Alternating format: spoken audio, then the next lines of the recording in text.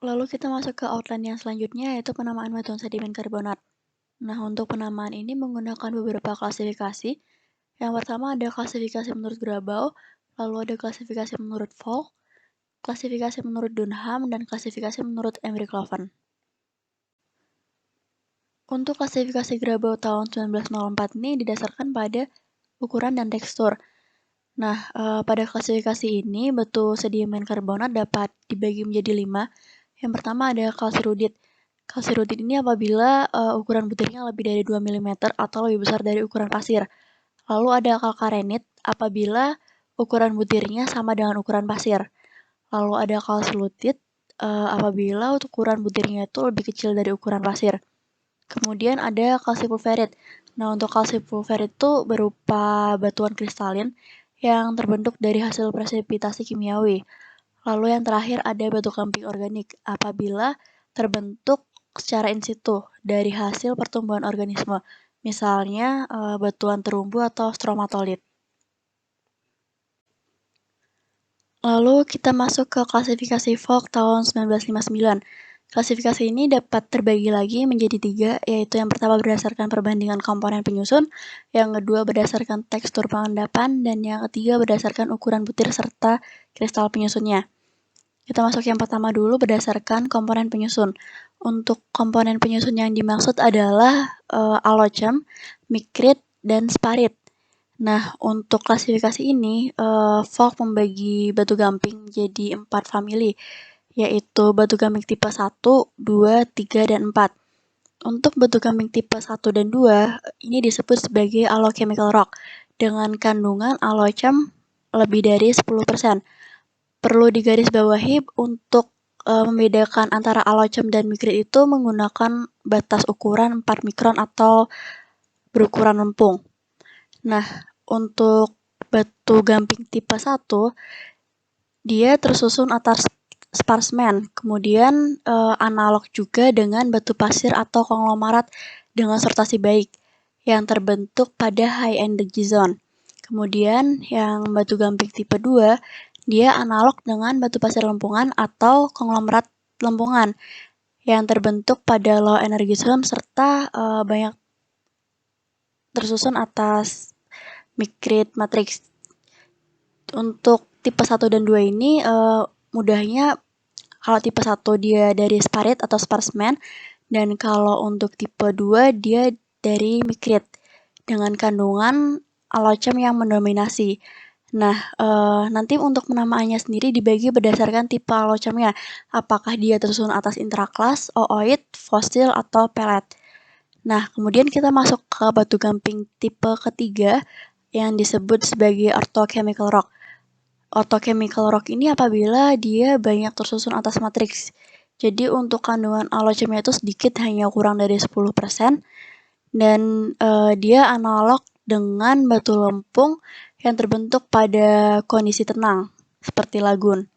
Kemudian untuk tipe yang keempat ada autochthonous reef rock apabila dia terbentuk secara in situ dari hasil pertumbuhan organisme.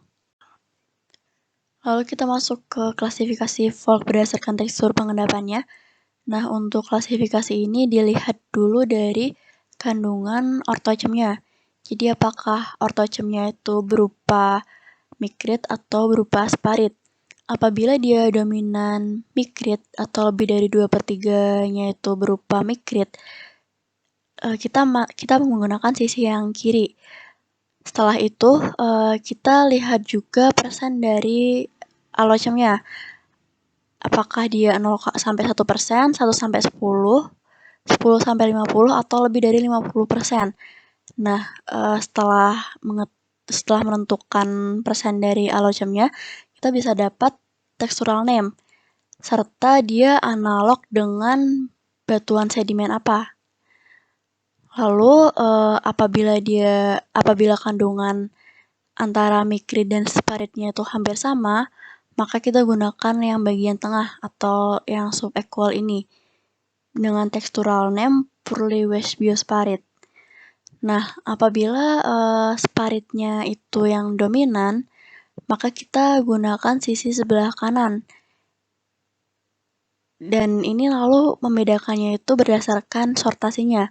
Apakah dia sortasinya jelek, baik, atau dia butirannya itu memiliki bentuk yang rounded.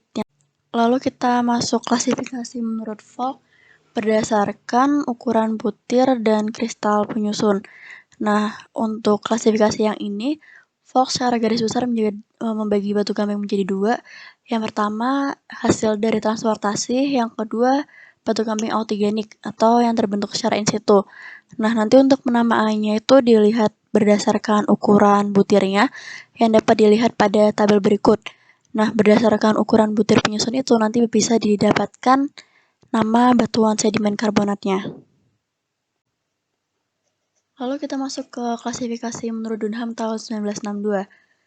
Dunham mengklasifikasikan batu gamping berdasarkan tekstur pengendapannya, yaitu meliputi derajat perubahan tekstur pengendapan, komponen asli terikat atau tidak terikat selama proses pengendapan, serta tingkat kelimpahan antara butiran dan lumpur karbonat.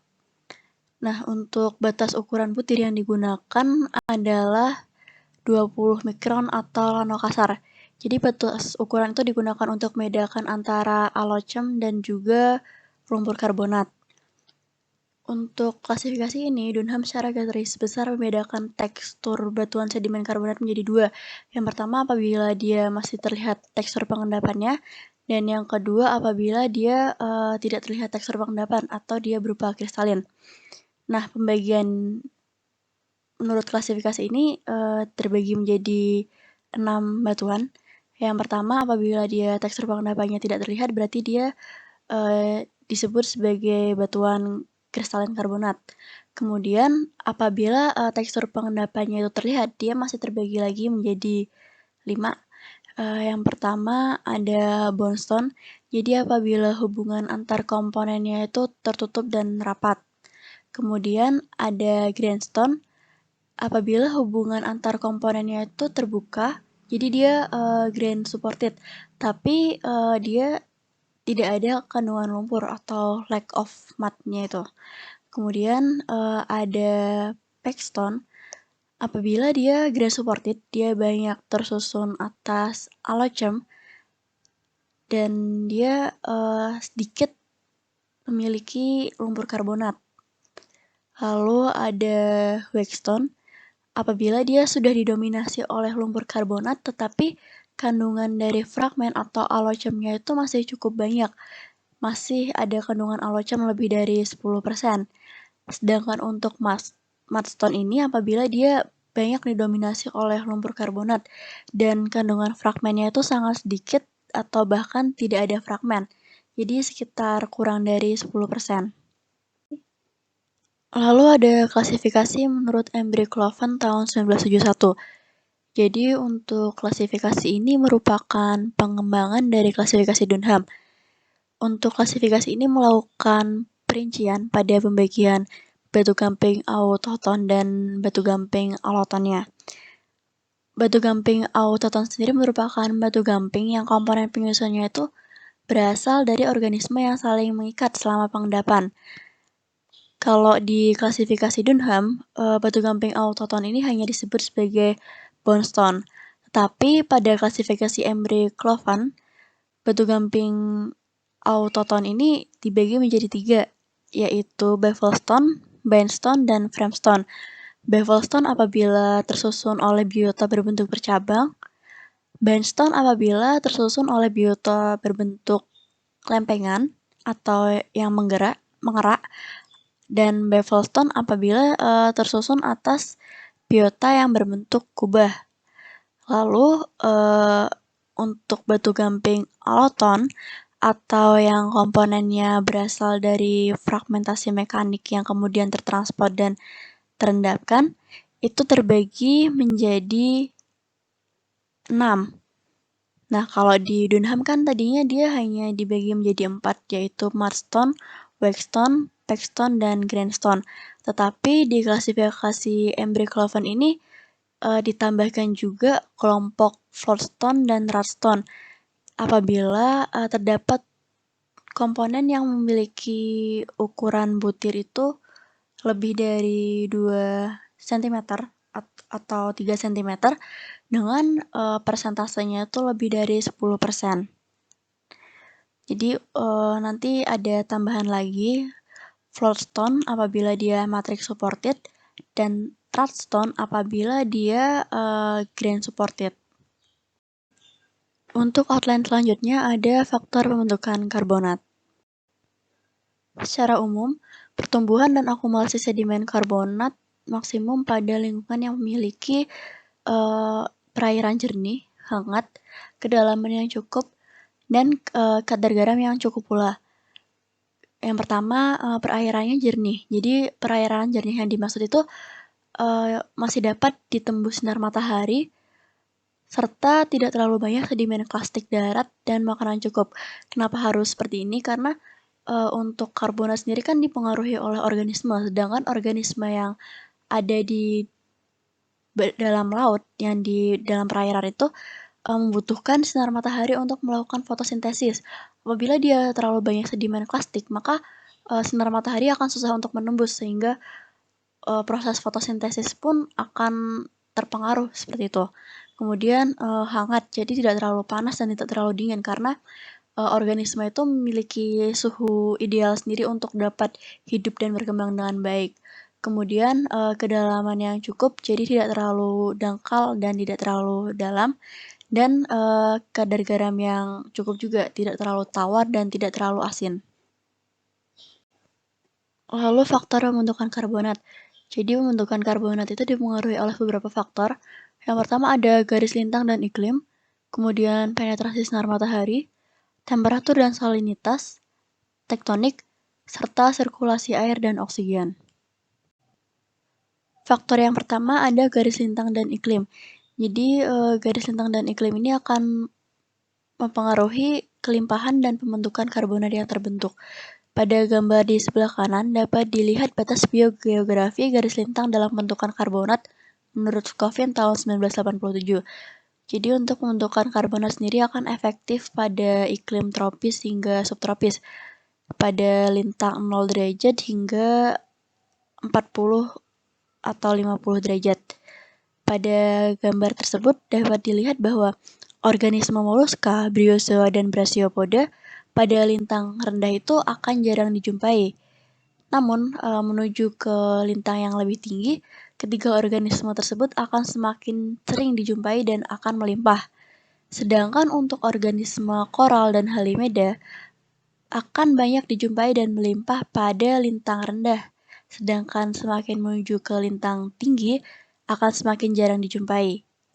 Untuk organisme alga merah dan foraminifera dapat dijumpai dengan persebaran yang melimpah dan dapat ditemukan pada lintang 0 hingga 40 derajat. Faktor yang kedua ada penetrasi sinar matahari. Jadi organisme bawah laut itu akan membutuhkan sinar matahari untuk dapat melakukan fotosintesis dan juga menjaga kelangsungan hidupnya. Di mana penetrasi sinar matahari ini akan dipengaruhi pula oleh kedalaman serta sedimen plastiknya.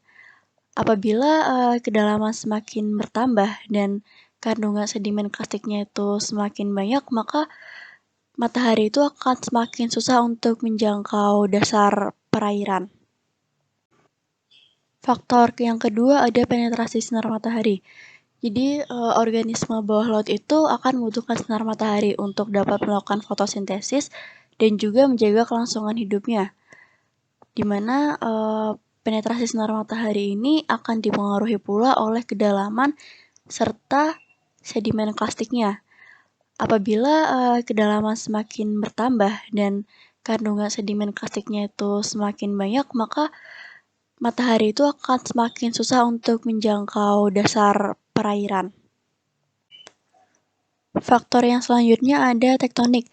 Jadi tektonik ini akan berpengaruh pada pembentukan cekungan dan pada saat terjadinya pengangkatan.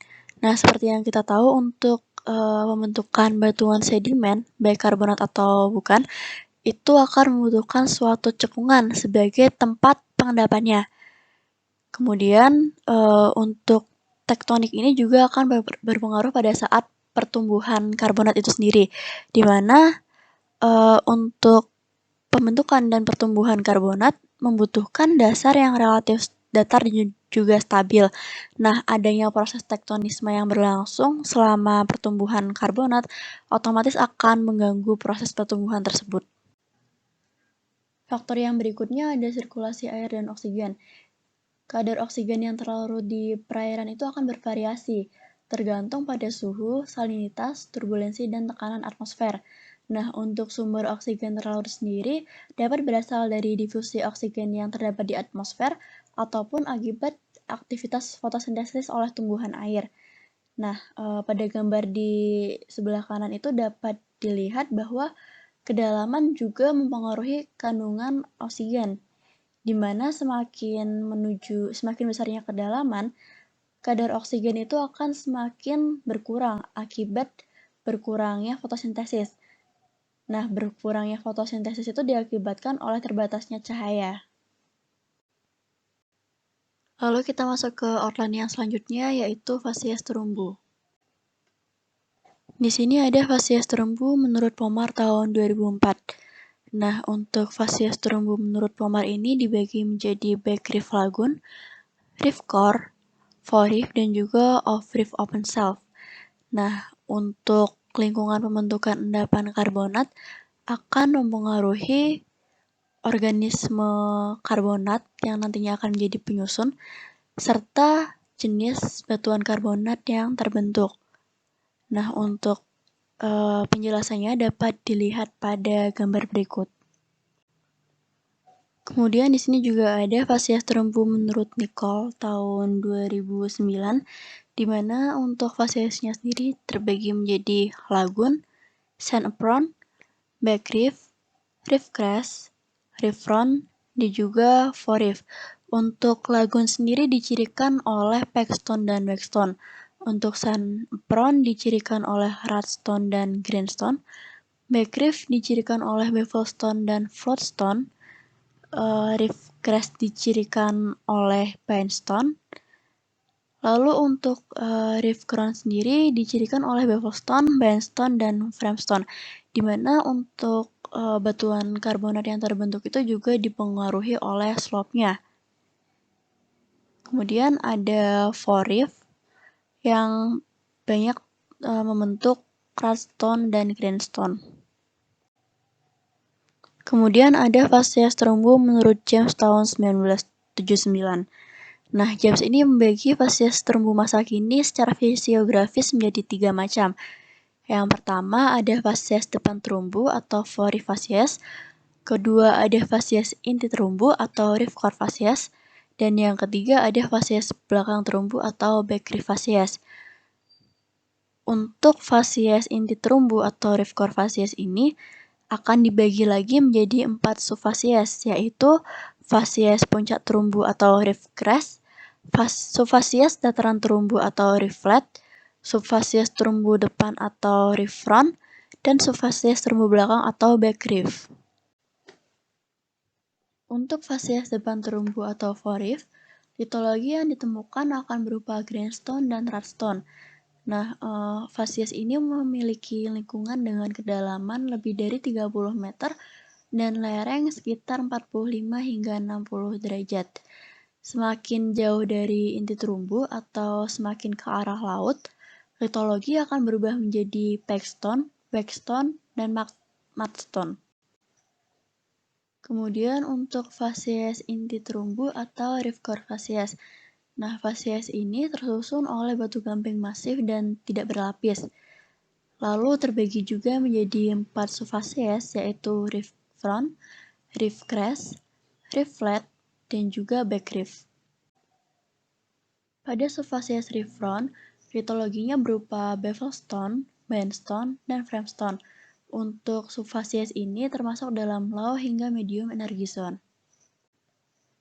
Kemudian subfasies reef crest dengan litologinya berupa framestone dan brimstone, serta termasuk dalam very high energy zone. Lalu ada subfasies reef flat dengan litologi berupa rudstone, greenstone, dan nodul. Untuk subfasies ini termasuk dalam medium energy zone serta tempat akumulasi dari rombakan terumbu.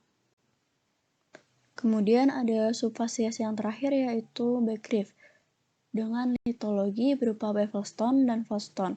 Untuk subfasies ini termasuk dalam low energy zone. Kemudian ada fasies belakang terumbu atau back reef fasies. Fasies ini sering juga disebut fasies lagoon dan meliputi zona laut dangkal atau kurang dari 30 meter serta tidak berhubungan dengan laut terbuka. Untuk kondisi airnya sendiri relatif tenang, serta memiliki sirkulasi air terbatas dan banyak biota penggali yang hidup di dasar. Untuk litologinya berupa pegstone, backstone, dan mudstone. Pada fases ini juga banyak dijumpai struktur jejak dan bioturbasi. Untuk outline yang selanjutnya adalah diagenesis. Diagenesis batuan karbonat meliputi seluruh proses yang memengaruhi sedimen setelah pengendapan hingga mencapai lingkungan metamorfisme tingkat awal dan pada kondisi tekanan yang dinaikkan. Pada gambar di sebelah kanan ini dapat dilihat hubungan antara temperatur, tekanan, dan juga kedalaman, serta dapat dilihat juga bahwa diagenesis merupakan proses yang menjadi batas sebelum terjadinya proses metamorfisme. Nah, untuk diagenesis ini cenderung terjadi pada temperatur 0 hingga 230 derajat pada kedalaman 0 hingga 20 km dengan tekanan 0 hingga 5 kilobar. Proses diagenesis pada batuan karbonat meliputi mikritisasi, kompaksi, sementasi, pelarutan, neomorfisme, dan dolomitisasi. Yang pertama, proses mikritisasi. Proses ini dimulai pada tahap awal atau sesaat setelah sedimen diendapkan. Proses ini disebabkan karena adanya aktivitas pemboran oleh organisme. Organisme seperti jamur, bakteri, dan ganggang itu akan membor aloceng karbonat sehingga akan mereduksi karbonat tersebut menjadi mikrit. Selain itu, material organik juga dapat terisi oleh organisme yang membor tersebut, baik secara sebagian atau secara keseluruhan. Nah, intinya proses pemboran ini akan mengubah karbonat menjadi mikrit. Apabila kegiatan organisme itu sangat aktif, maka cangkang-cangkang itu dapat sepenuhnya termikritisasi. Proses yang kedua ada kompaksi. Jadi kompaksi ini merupakan peristiwa pengendapan material berlebihan atau overburden dan belum mengalami proses sementasi. Jadi material-material yang terendapkan itu akan tertekan. Nah, tekanan tersebut akan menyebabkan berkurangnya volume dan porositas. Selain itu, kompaksi ini juga akan menyebabkan pecahnya butiran atau cangkang-cangkang. Kemudian ada sementasi. Sementasi adalah proses di mana terjadi presipitasi kimia di dalam pori sedimen yang nantinya akan mengikat satu butir dengan butir lainnya. Nah, untuk sementasi terjadi ketika fluida yang mengisi pori sudah memasuki batas jenuh, sehingga terjadi presipitasi. Untuk proses sementasi ini akan mempengaruhi porositas, di mana porositas akan menjadi semakin berkurang. Kemudian ada proses pelarutan. Proses ini terjadi pada lingkungan near surface meteorik atau ketika sudah cukup dekat dengan area permukaan dan dipengaruhi oleh air meteorik. Nah, air meteorik ini akan bersifat melarutkan. Pelarutan ini dapat terjadi akibat adanya mineral yang tidak stabil atau kurang stabil, yang kemudian larut dan membentuk mineral lain yang relatif lebih stabil. Hal ini dapat terjadi segera setelah pengendapan atau akhir ketika batu kamping sudah terangkat ke permukaan. Lalu ada neomorfisme. Neomorfisme ini juga disebut sebagai proses penggantian atau rekristalisasi yang mengubah mineral. Contohnya pengasaran ukuran kristal pada lumpur karbonat atau upgrading neomorfisme dan penggantian cangkang argonit oleh kalsit. Yang terakhir ada proses dolomitisasi. Untuk proses ini hampir sama dengan neomorfisme, namun terjadi ketika batuan karbonat itu sudah ada dan sudah terbentuk. Nah, untuk dolomitisasi ini biasanya terjadi pada batuan karbonat yang sudah tua. Untuk proses ini terjadi penggantian kalsit menjadi dolomit akibat adanya peningkatan kadar magnesium dalam batuan karbonat. Lalu kita masuk outline yang terakhir, yaitu tata cara deskripsi batuan karbonat. Untuk batuan sedimen karbonat yang perlu dideskripsi adalah jenis batuan, dimensi, warna, struktur, tekstur, komposisi, dan petrogenesa. Nah, untuk jenis batuan ini nanti dapat dibedakan apakah dia batuan sedimen karbonat klastik atau batuan sedimen karbonat non-klastik. Lalu, untuk strukturnya juga dapat dibedakan menjadi masif atau biofilm. Dan untuk tekstur dapat dibedakan menjadi 3. Apabila dia batuan sedimen karbonat klastik, maka yang perlu dideskripsi adalah ukuran butir, bentuk butir, sortasi, dan juga kemas. Kemudian kalau kristalin, sebagaimana pada batuan kristalin lainnya, dan untuk amorf cukup disebutkan saja. Kemudian untuk komposisi yang perlu dideskripsikan adalah alocem dan ortocem. Dan perlu dijelaskan juga dia alocemnya berupa apa, serta cirinya bagaimana, dan komposisinya berapa. Begitu pula untuk yang ortocem. Nah, untuk petrogenesa itu dapat dijelaskan proses diagenesisnya, kemudian untuk faktor yang mempengaruhi, dan juga fasies terumbunya. Di sini dapat dilihat contoh dari hasil deskripsi batuan sedimen karbonat. Nah, jadi untuk batuan sedimen karbonat itu tadi seperti yang sudah dijelaskan, dapat dibedakan menjadi batuan sedimen karbonat klastik dan batuan sedimen karbonat non-klastik. Nah, untuk batuan sedimen karbonat non-klastik dapat dibedakan lagi menjadi batuan sedimen karbonat kristalin dan batuan sedimen karbonat terumbu. Untuk contoh hasil deskripsi sendiri yang di bagian kiri ada contoh dari batuan sedimen karbonat klastik. Sedangkan kalau yang di sebelah kanan ada contoh dari batuan sedimen karbonat non-klastik yaitu yang terumbu.